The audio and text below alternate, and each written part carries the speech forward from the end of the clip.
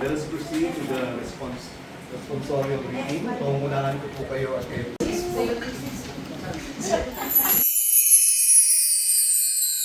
ngayon, first of all, is yung house meditation. This is a very good sight in the eyes of the Lord because we are worshiping the Lord sa pamamagitan ng house meditation.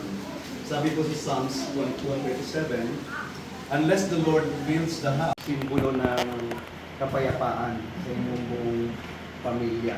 Kapayapaan, no? So, ang maghahari dapat sa tahanan ito ay peace at kapahingahan, security and safety.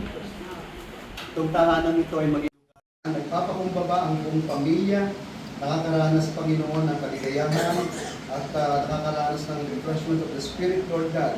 Dalangin po namin ang tahanan ito ay maging Birthday to you!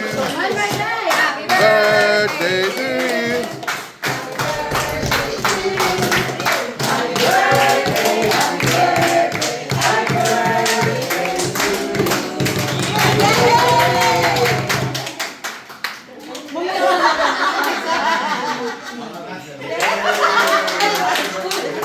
Happy birthday! Thank you po! Kain na na!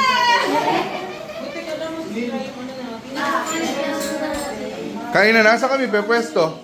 Doon ka sa labas, Tol! Sa kami. Video ba yan? Yeah. Nag-post. Nag-post.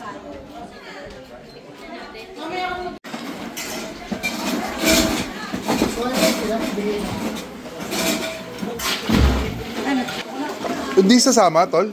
O susunod?